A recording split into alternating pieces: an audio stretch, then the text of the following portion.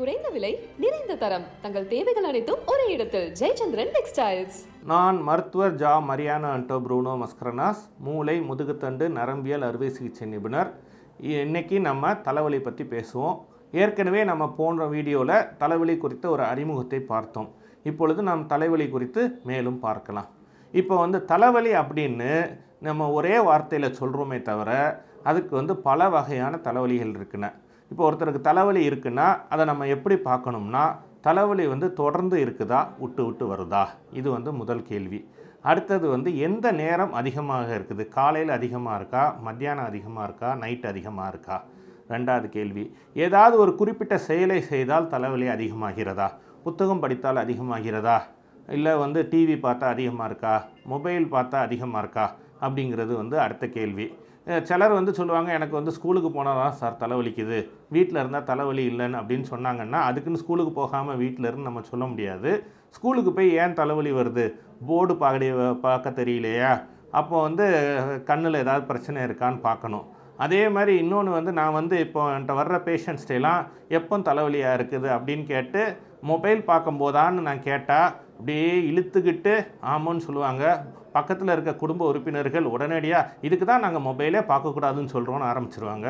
Mobile பார்க்குறதுல தலைவலி வர்றதுக்கு மருத்துவ காரணங்களும் இருக்குது. இன்னொரு காரணம் அவர் வேறு ஏதோ ஒரு பிரச்சனையினால அதிலிருந்து ஒரு ரிலாக்ஸேஷனுக்கு மொபைல் பார்க்குற நேரம் கூட தலைவலி வரலாம். அதனால் நம்ம எதுக்கும் எந்த இதுலும் இமீடியட்டாக ஒரு ஜட்ஜ்மெண்ட்டுக்குள்ளே அந்த குறிப்பிட்ட நபரை நீ ஓன் தப்பு தான் சொல்லக்கூடாது. ஸோ எதனால தலைவலி வருதுன்னு நம்ம பார்க்குறோம். அதுக்கு அடுத்தது, இப்போ தூங்கினா சிலருக்கு தலைவலி சரியாக போகும், சிலருக்கு தலைவலி தூங்கினாலும் சரியாக போகாது. சிலருக்கு உங்களுக்கு எந்த நேரத்தில் வருது, இப்போ பெண்களுக்கு சில நேரம் மாதவிடாய் நேரம் தலைவலி கூடும், அதுக்கு வைத்தியம் வேறு. இந்த மாதிரி எப்போ வருதுன்னு கண்டுபிடிக்கிறோம். அடுத்தது, எந்த இடத்துல தலைவலிக்கு, முன்பக்கமாக, நடுப்பக்கமாக, பின்பக்கமானு கேட்கணும். இதுக்கு ஏத்தாப்புலையும் தலைவலிக்கான காரணங்கள் மாறும், தலைவலிக்கான சிகிச்சை மாறும்.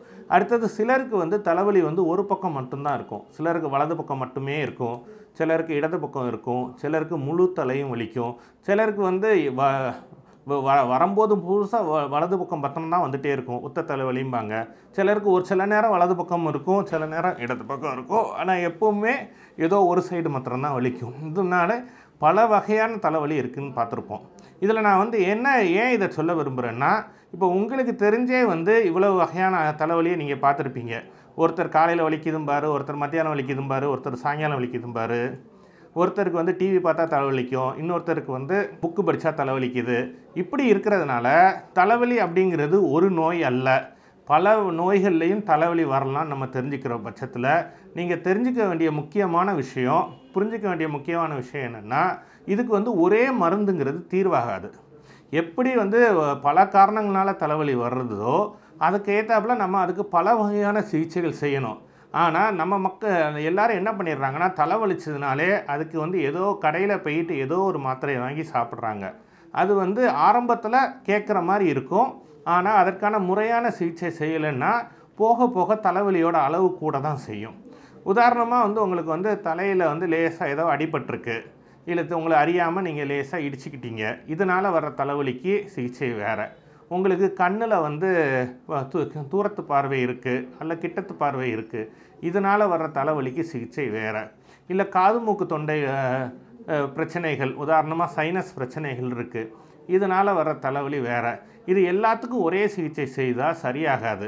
ஆனால் தலைவலி இருக்கிறவங்க எல்லாரும் பண்ணுற மிக பொதுவான கருத்து என்னென்னா, வந்த உடனே இவங்களே ஏதாவது ஒரு மாத்திரை வாங்கி சாப்பிட்றாங்க, இல்லைன்னா வீட்டிலையே ஏதாவது நாட்டு மருந்து பண்ணிவிட்டு அதை அன்னைக்கு நல்லா இருக்க மாதிரி இருக்குது, ஆனால் நோய் முற்றிய நிலையில் வர்றாங்க. அதனால் நான் என்ன சொல்கிறேன்னா, உங்களுக்கே தெரிஞ்சு இவ்வளோ வகையான தலைவலி இருக்கும்போது அதுக்கு ஒரு சிகிச்சை எப்படி சரியாக இருக்கும், கண்டிப்பாக சரியாகாது. அதனால் தலைவலின்னு வந்துட்டுன்னா தயவு செய்து நீங்கள் ஒரு முறையான சிகிச்சை எடுக்கணும்னு சிந்திக்கணுமே தவிர நாட்டு வைத்தியம் பண்ணக்கூடாது. அதே மாதிரி நீங்கள் தெரிஞ்சிக்க வேண்டிய இன்னொரு விஷயம் குழந்தைகள் பெரும்பாலும் கிட்டத்து பார்வை இல்லைன்னா தூரத்து பார்வையை முதல்ல தலைவலின்னு தான் சொல்லுவாங்க. ஸோ ஸ்கூலுக்கு போனால் தலைவலிக்குது அப்படின்னு ஒரு பிள்ளை சொல்லுது, இல்லை பாடம் படித்தா தலைவலிக்குதுன்னு பிள்ளை சொல்லுச்சுன்னா உடனடியாக அது ஸ்கூலுக்கு போகிறதுக்கு சோம்பல் பட்டு அப்படி சொல்லுதுன்னு நினைக்காம அல்ல பாடம் படிக்கிறதுக்கு சோம்பல்பட்டு அப்படி சொல்லுதுன்னு நினைக்காம ஒரு கண் மருத்துவரிடம் சென்று அல்லது ஒரு நரம்பியல் மருத்துவரிடம் சென்று போதிய பரிசோதனை செய்து கொள்ளணும். இதே மாதிரி வந்து நான் சில தண்ணியில் நனைஞ்ச மழையில் நனைஞ்சிட்டேன் தலைவலி வந்துட்டும்பாங்க. மழையில் நனைஞ்சால் எப்படி தலைவலி வருதுன்னா, மழையில் நனையும் போதோ ஏதோ ஒரு காரணங்களினால் உங்கள் உடலில் நோய் எதிர்ப்பு சக்தி குறையும் போது தொண்டையிலோ மூக்கிலோ அல்லது இந்த மூக்கை சுற்றி இருக்கிற உள்ளறைகள், அதாவது சைனஸ் சொல்கிறோம்ல, சைனஸில் வந்து ஒரு இன்ஃபெக்ஷன் வந்து வந்துடுது. ஸோ சைனஸில் வந்து ஒரு இன்ஃபெக்ஷன் இருக்கிறத வந்து இதை வந்து நம்ம மெடிக்கலாக வந்து சைனசைட்டிஸ்ன்னு சொல்லுவோம். சைனசைட்டிஸ்ன்னு இருந்தாலும் அந்த இடத்துல இருக்க பிரச்சனையும் உங்களுக்கு தலைவலியாக தான் வரும்.